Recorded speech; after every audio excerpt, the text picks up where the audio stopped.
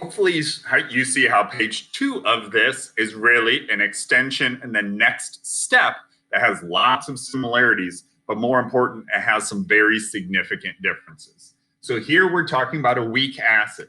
This would work for all weak acids. We're keeping it simple in terms of chemical formula by just calling it HF. But if we had a polyatomic ion or even a big scary organic thing, it would just be whatever anion acting the same way that the fluoride did. So we did our net and our complete ionic on the other equation. One thing that's different here is remembering if I have a weak acid or a weak base, it ionizes very little. So in an equation, I don't show it breaking apart.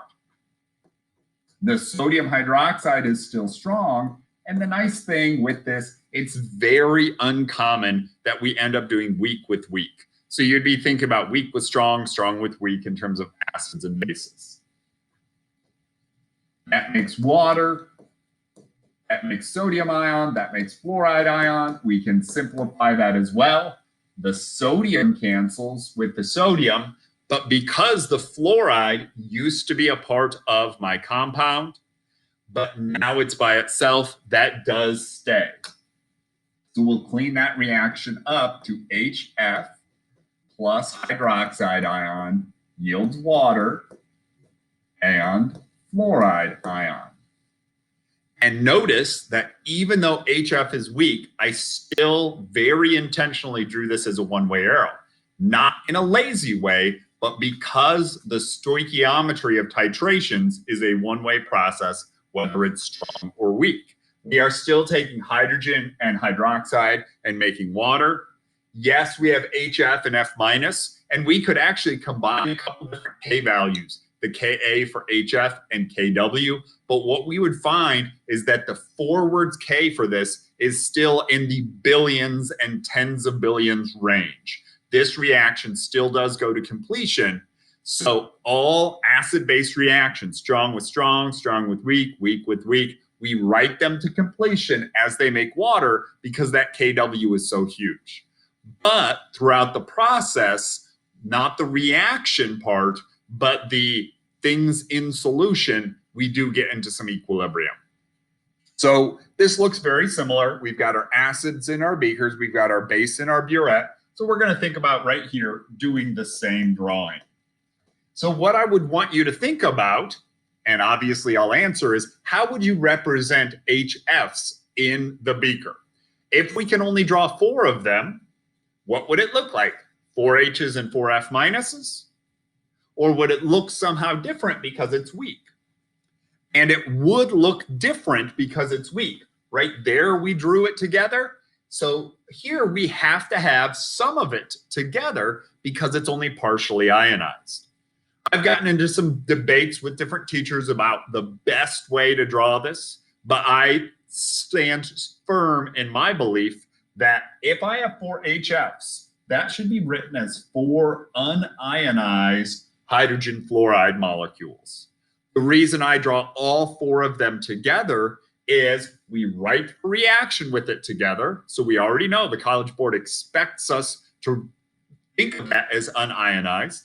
And if we did the math for almost any molarity, it would be 10% or less. For this, 5% or less ionized. So if we drew 1 of them ionized and 3 together, or 2 and 2, that would be 25%, 50% ionized. It's not nearly that ionized.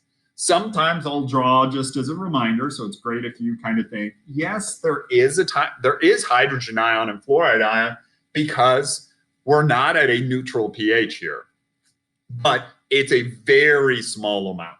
So a tiny bit of it ionizes. This is kind of parts A, B, and C of a lot of AP acid-based questions. Write your K expression, write your net ionic equation, solve for the hydrogen ion concentration, solve for the pH, use the pH to solve for Ka when we're talking about just a weak acid by itself in solution. We're going to do what we did before and jump to this. What we know, or hopefully know, is that if this is a one-way reaction, If this is a stoichiometry problem, it doesn't matter how strong or weak our acid and base are. Our equation is a 1-to-1 ratio. So there's 1 hydrogen for every 1 hydroxide, or 1 hydrogen fluoride for every 1 sodium hydroxide. So that's why we still think about it as 4 and 4.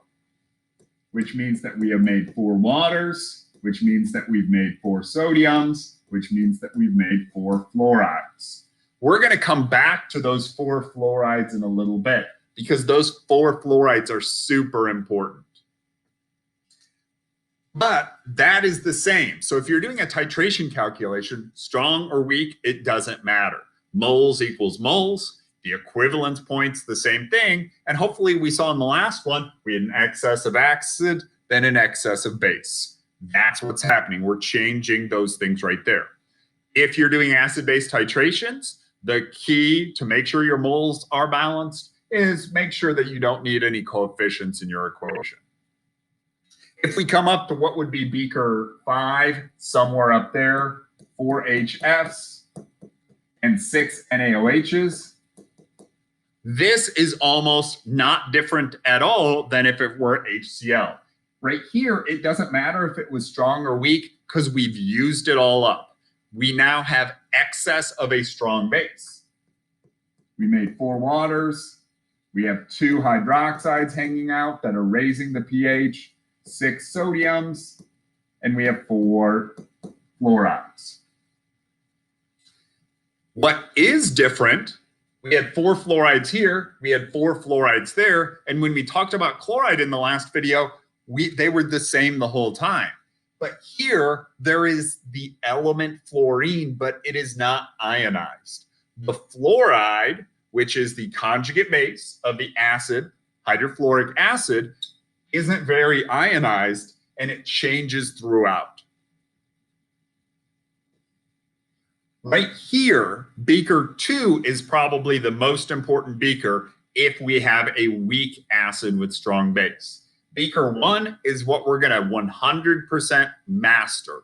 An acid by itself or a base by itself is basically K equals X squared over molarity.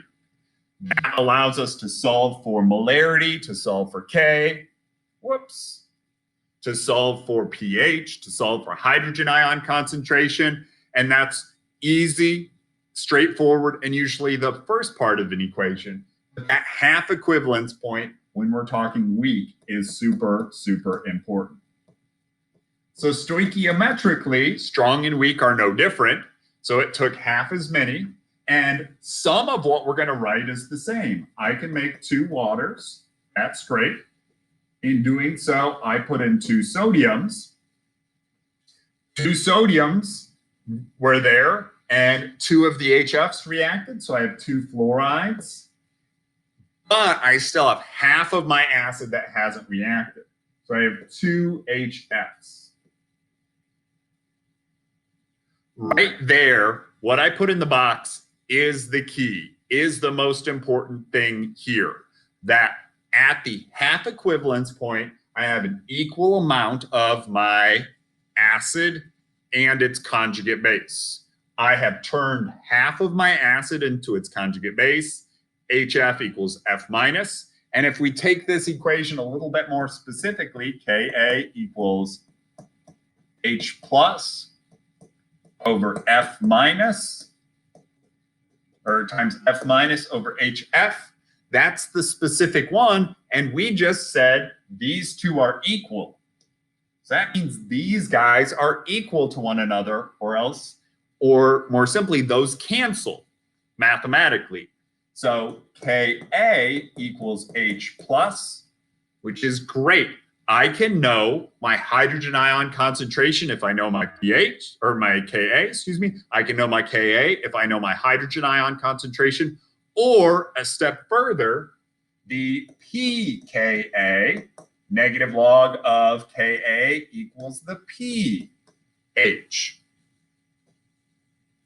At the half equivalence point, the acid is equal in concentration to its conjugate base, and the pH equals the pKa. So for this one, I can sneak over there and see that the pH is 5. That allows me to estimate my pKa is 5, or my Ka is about 1 times 10 to the -5th. That's a really common question to see on multiple choice. Estimate maybe the volume of base needed, estimate your Ka for your weak acid. So you're going to the half equivalence point, you're going over to the left to find the pH, and you're connecting that. Some other things that the distractors they try to give you is things related to your equivalence point or your starting value. So make sure that we know that key thing, pH equals pKa at the half equivalence point. The other thing is that solution right there is a buffer. Buffers are kind of the last thing, and almost if everything else makes sense, learn this as well, that kind of bonus material for acids and bases.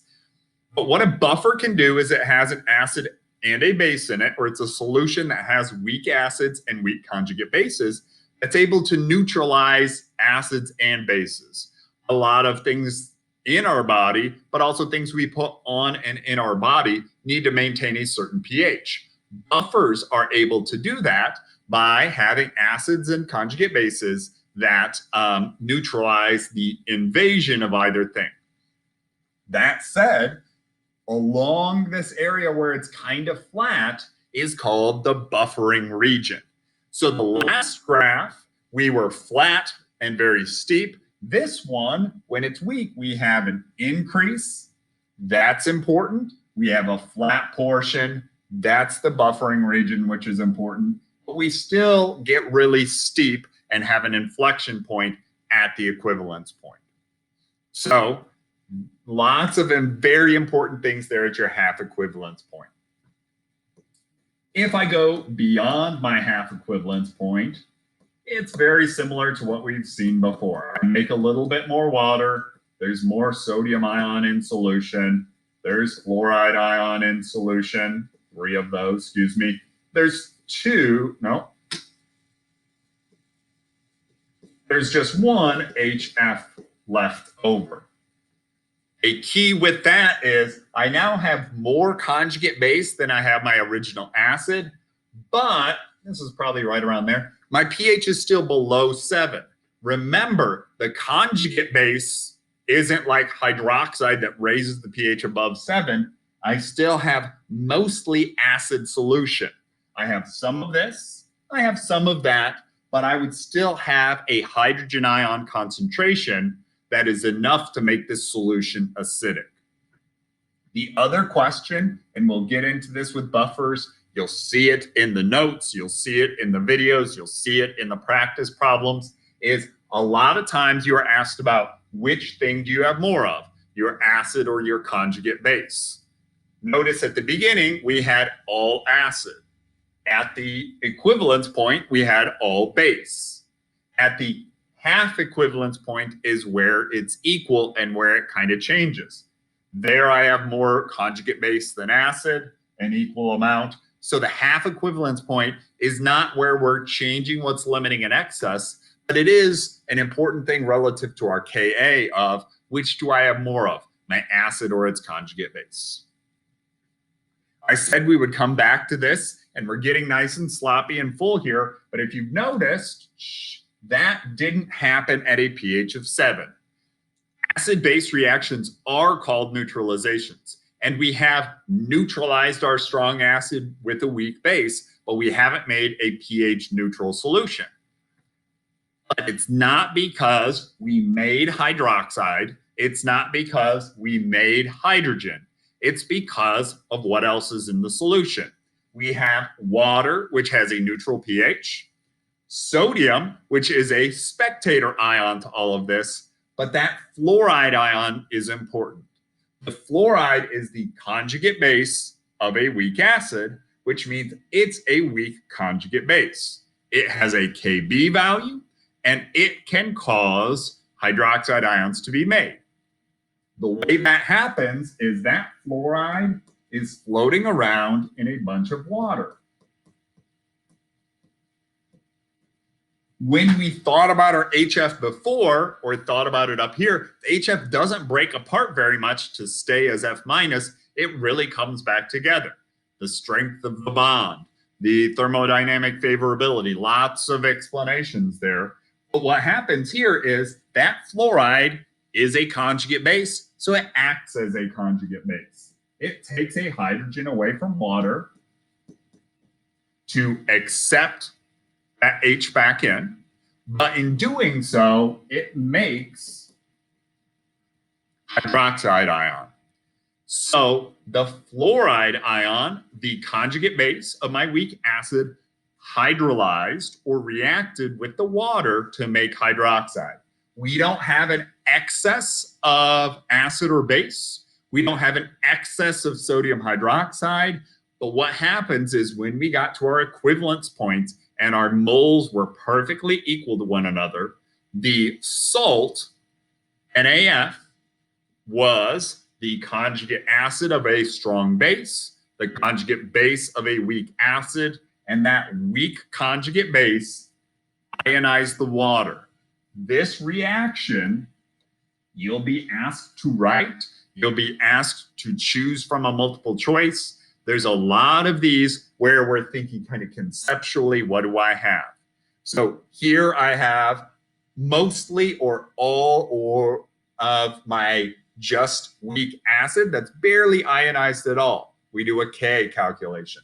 Here I have equal amounts of acid and base. I'm switching what's limiting in excess. Moles equal moles. I can find molarity, but I have made a weak conjugate base.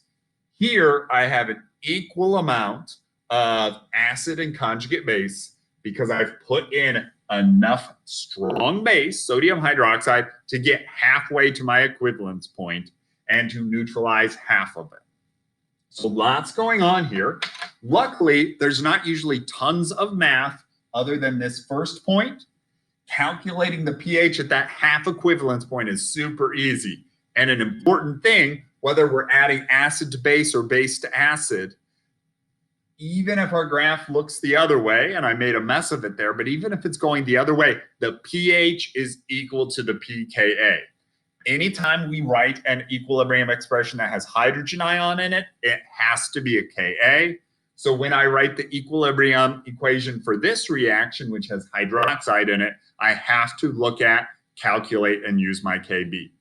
So there's so much going on in just these two graphs, but these two graphs help us to understand strong and weak behavior, titrations, calculations, stoichiometry, ionization, and even start to get into some buffers and the behavior of salts. So it's a lot going on, but hopefully that was enough the first time through to kind of hear a few things so that when you see problems on them, they can sink in.